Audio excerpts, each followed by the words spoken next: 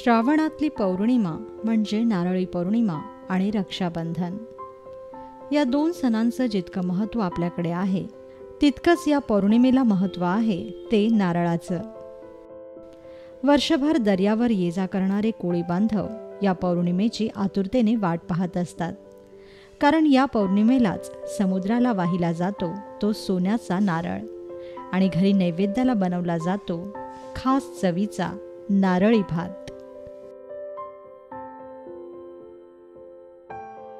चला मग आपणही आज बनवूया पारंपरिक पद्धतीचा नारळी भात.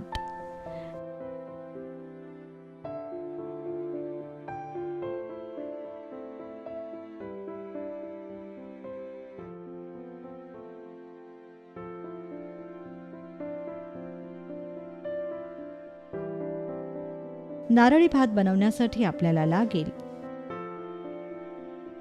1 वाटी बासमती तांदूळ, 1 वाटी किसलेला नारळ, 1 वाटी गूळ, 3 ते 4 लवंगा, आवडीप्रमाणे काजू, पाव चमचा वेलची पूड,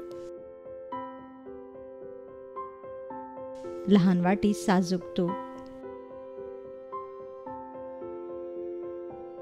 केसर मिसळलेलं दूध आणि चिमूटभर मीठ.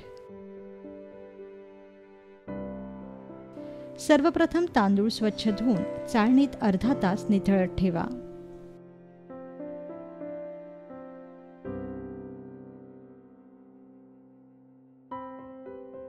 त्यानंतर पातेल्यात 2 चमचे साजूक तूप गरम करा. त्यात लवंग घालून परतून घ्या.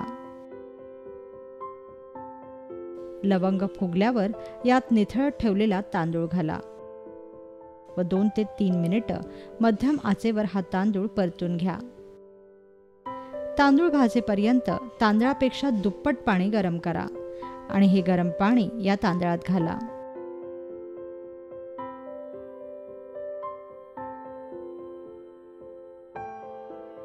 वरून यात चिमूटभर मीठ घाला. हा तांदूळ नीट एकजीव करून घ्या आणि झाकण घालून मध्यम आचेवर 10 मिनिटांसाठी हा भात शिजू द्या.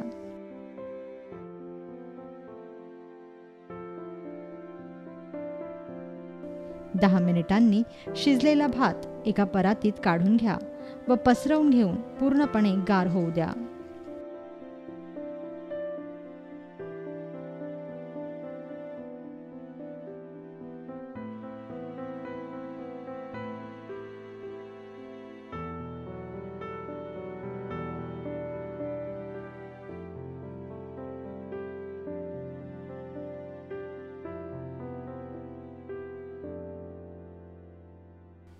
भात गार होईपर्यंत किसलेला नारळ व गूळ एकत्र मिक्स करून घ्या.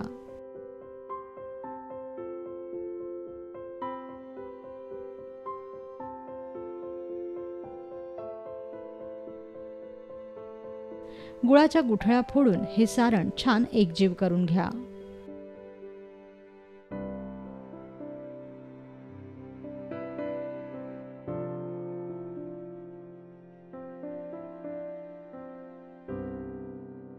भात गार झाला की हे मिश्रण भातात अगदी हलक्या हाताने मिसळून घ्या.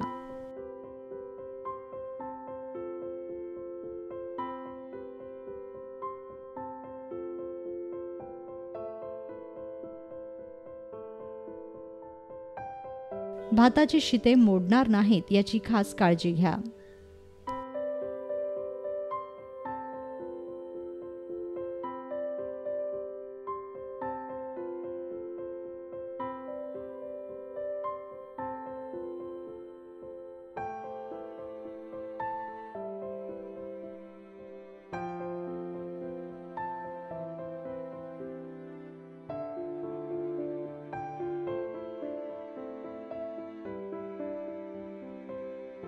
यानंतर एका जाडबुडाच्या पातेल्यात तूप गरम करायला ठेवा.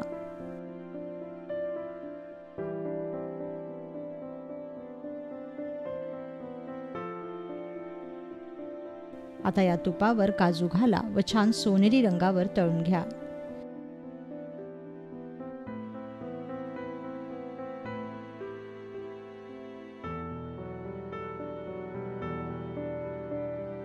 तळलेले हे काजू वेगळे काढून घ्या.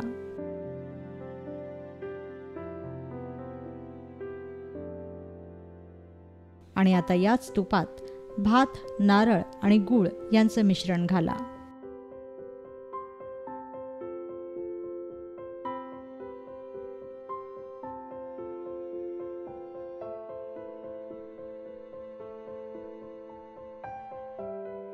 वरून यात वेलची पूड घाला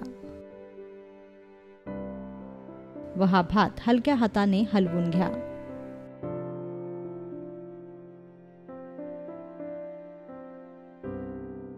या भाताची आता एक वाफ काढून घ्या.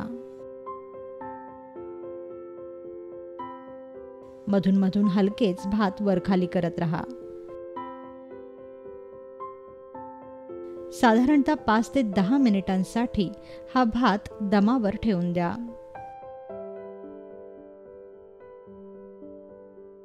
यानंतर दुधात मिसळलेलं केसर आणि तळलेले काजू या भातावर पसरवा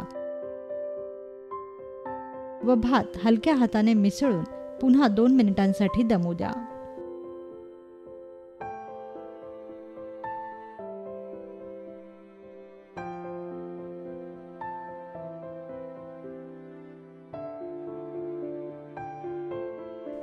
गुळाचं पाणी वितळून भात छान जमून आला की समजा तयार झाला नारळी भात.